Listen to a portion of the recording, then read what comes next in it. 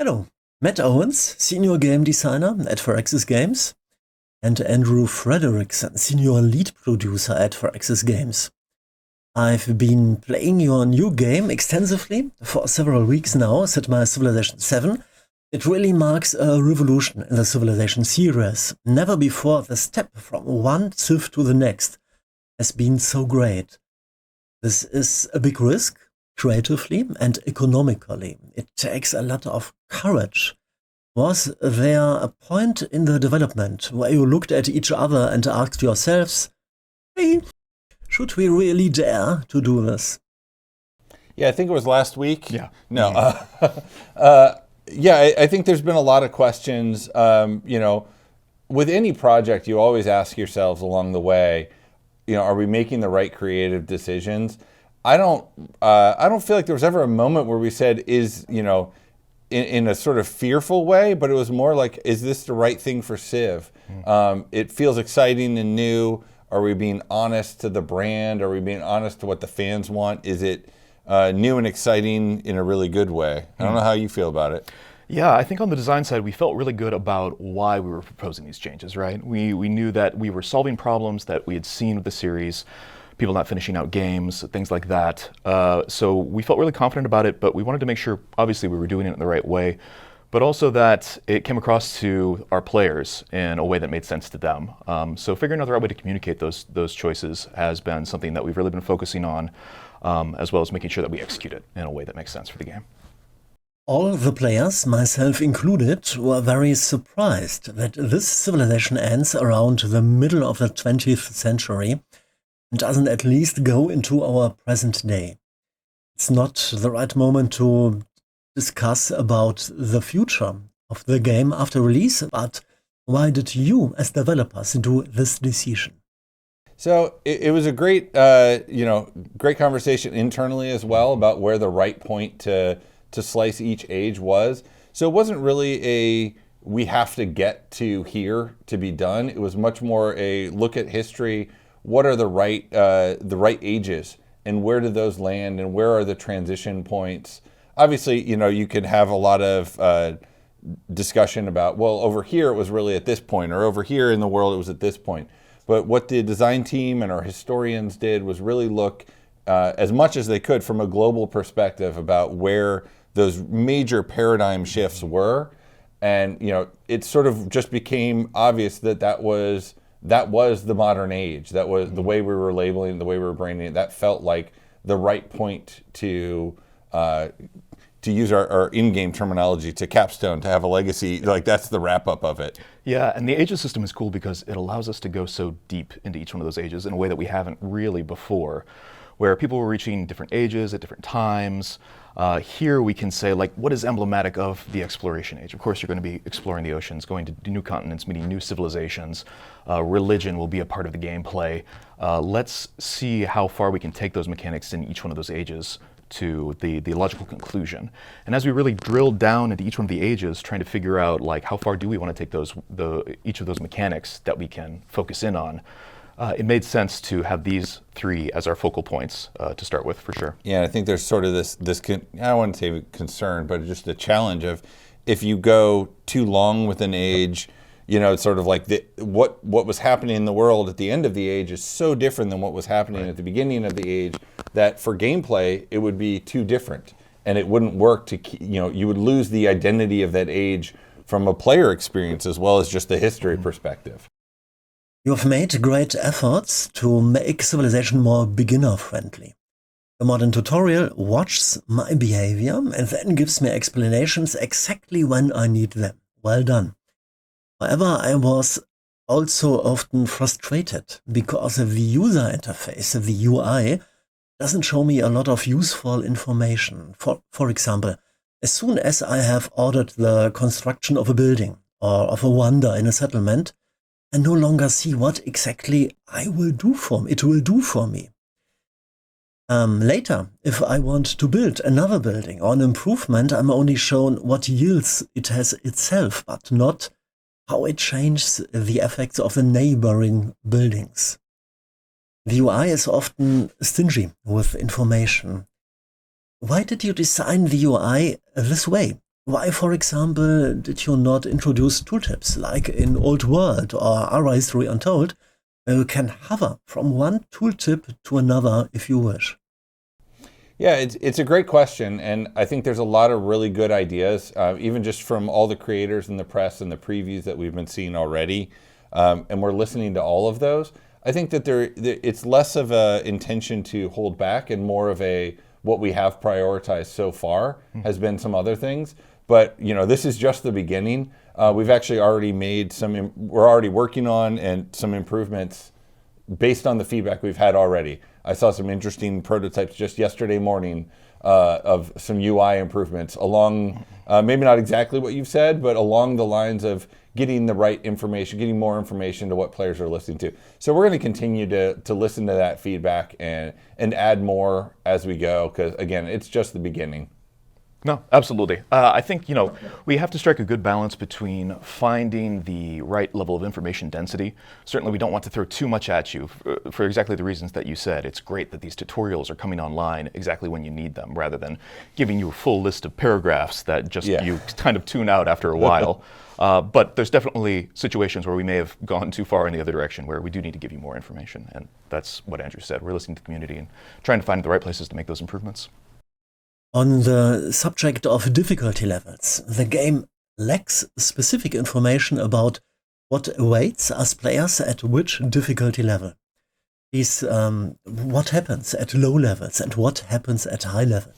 Yeah, I can go into it. It's pretty straightforward, not too dissimilar to how we handled it in previous civilizations. At the lowest level, which is, I believe, Scribe for Civilization 7, you receive, I believe it's the AI receives a minus 30% penalty to most of its incomes. It also receives, I think, a minus 3 combat bonus, and there's also a few penalties to its production as well. At the highest difficulties, it's the other end of the spectrum, right? We begin to add bonuses to the income of the AI. I think it goes up as far as 30 or 40% for the highest difficulty levels at Immortal and Deity. You also get some pretty extreme combat bonuses, like +8, I think, to pretty much every one of their units at the highest Deity level. There's also, rather than what we did in previous civilizations, where we start the AI off with a number of different units beyond what you begin with, I think we just give them and their towns a number of walls right from the beginning on top of those bonuses that they receive to their production and gold and whatnot. In my matches so far, I've encountered both civs that expanded very quickly and were very successful, and others that only had 2 settlements by the end of the first era. What plans, what behaviors have you given the AI rulers? So I know that working with the actual AI designers, the AI engineers, they do have a few different plans that they engage in. They will try to perform a number of different operations based on whatever is most advantageous to them and what we have tuned them to want to desire. There are definitely some of our AI that want to expand more rapidly. There are others that want to play more aggressively. Sometimes they can be a bit caught up where if their plan was to expand or go to a war at a particular time, but they realize that this would not be advantageous or they were blocked for whatever reason, they have to pivot and try to find a different way to carry out their agenda. But so that may be a situation where you end up with just two settlements at the end of an age. But yeah, we're hoping that sort of the broad range of plans and operations that the AI can engage in is part of what makes the game so replayable. I think one of the really interesting things on that front is with the legacy paths, it's one, often having more land and more cities is really good, but sometimes you got to watch out for those ones that are smaller on the map because they may not look like a threat in the sort of traditional way. Sure. But if you watch what they're doing on a legacy path, they might be way further ahead. They might be putting all their production into wonders, and you got to watch out because they're going to get that legacy path before you because that's just what they prioritize. So I think while it is a good thing to keep an eye on, they are all looking at different things and weighting the different actions that they could take or pursue. Mm-hmm. So to give you that different feeling, because if they all just expanded at the same rate, then it wouldn't really be interesting to face one over the other. For sure. There is a trend in strategy games that I personally really like. An increasing number of games don't have fixed difficulty levels. Instead, they have a variety of sliders that allow me to customize my challenge. For example, my gold, my treasure at the beginning, or how favorably or aggressively the AI opponents encounter me, or the intelligence of their behaviors. A system like this gives us players fantastic opportunities to customize our adventures. Would that also be an option for Civilization? Not right now, but I like the. I'm personally like the idea. I think it's a really interesting idea that I know the team will certainly listen to and think about. I'm sure Matt has stuff to say. I think what's really interesting to me on that front is it feels, in a lot of ways, similar to what Civ is trying to do already. When you get to game setup, it may not be exactly the same thing, but you can say, well, I want to have this map type or this map size, or you can do some orchestration about that experience. Not obviously not to the detail on some of the aspects that you just outlined, but it seems like an interesting direction. I don't think it's one that I've heard of us discussing before, but certainly worth a conversation. Yeah, absolutely. And it definitely is a trend to give you those more detailed options that you've seen in other games. Even in our own previous game, Civilization 6 certainly allowed you to go in and fine-tune a lot of the details, like the apocalypse meter or whatever it was. There was a time where we were talking about what is the level of detail we want to give our players when they're starting their first game. Yeah. We wanted to make sure we struck that balance there too, where we didn't give you so much that you felt overwhelmed, but eventually we do want people to have whatever options they want in order to tailor the game in the way that they want. So definitely something we'll continue to talk about. I have the privilege of the ability to go back and play Civ 6 as it was on launch day. And I actually went back and I did that, and it kind of blew my mind. I was like, oh my gosh, I forgot that wasn't there when we launched the game. Oh my gosh, that wasn't there. And just like you said, like there were options that to me are just like, yeah, they're obvious. That's part of Civ 6. I'm like, oh my gosh, we didn't add that until the first or the second expansion. And so I know we'll continue, like Matt said, we're going to continue to add that stuff as more things come online and as we learn from the community. Your main goal, or one of your main goals, was to make the late game more exciting for us players. It was an important reason for you to divide the game into 3 ages. Yes, you have succeeded. The first time, all players will spend a lot of time in the modern era in a Civ game. But instead, there is now a short late game phase in each of the 3 ages, during which I'm waiting for the age changes to come, and in which I'm not quite sure which actions would be useful now.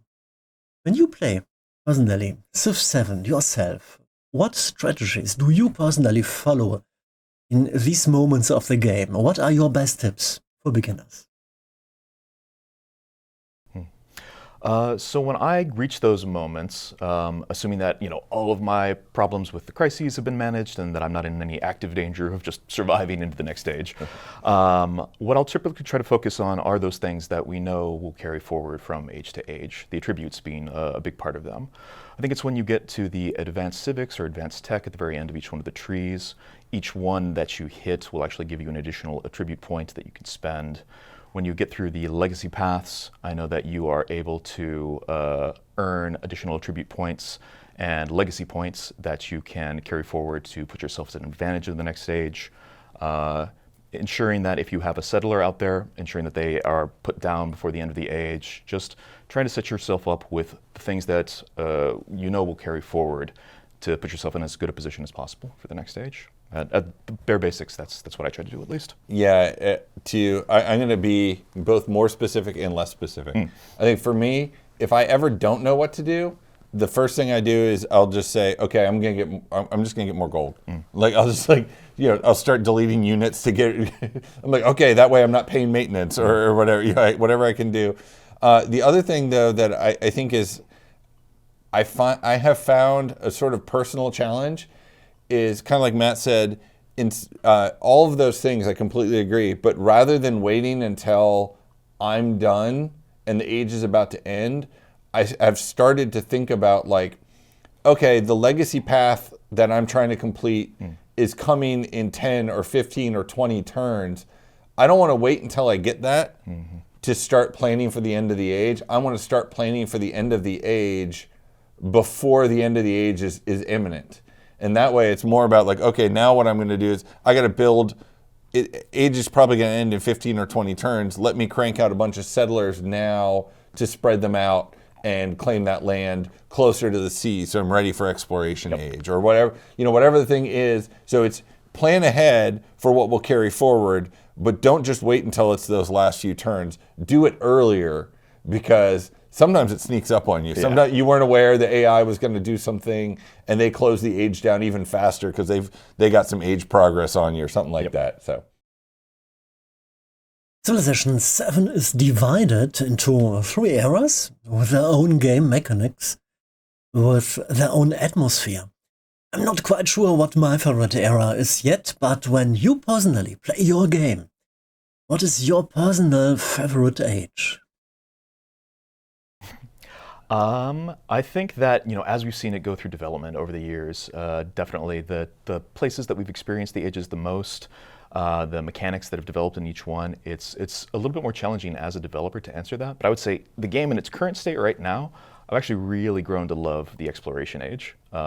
The treasure fleets that you have to protect as you're bringing them back from the distant lands, the initial exploration across the ocean of just trying to find that pathway to put down your first settlement, to meet those new civilizations and try to find the right place before everybody else, as they're also shipping out all of their units to beat you there. It's really exciting, and so I find myself having the most fun there.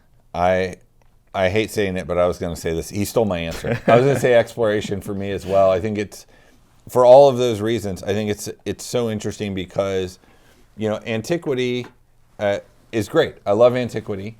I love modern. Antiquity feels like what the beginning of Civ feels like historically. It is the, wow, what is this mysterious new world? Modern feels like, okay, I know the globe, but I'm balancing much more complex problems now. And those are both awesome, but exploration hits this really interesting balance in between the two. And I think it really shows off where the team that has come up with some really fresh ideas, and they capture that, like Matt said, going across the seas. You get that exploration feel, the same you do in antiquity, but you get that complexity, the same that you do in modern. And for me, it's just that really cool, fun balance of, it's got the old and the new, and I have a comfortable homeland and a distant lands. It's really evocative of the spirit of both of them, and all in one awesome package. Matt, Andrew, thanks a lot, and good luck, much success for the release of Civ 7. Thank you very much. Yeah. Appreciate it.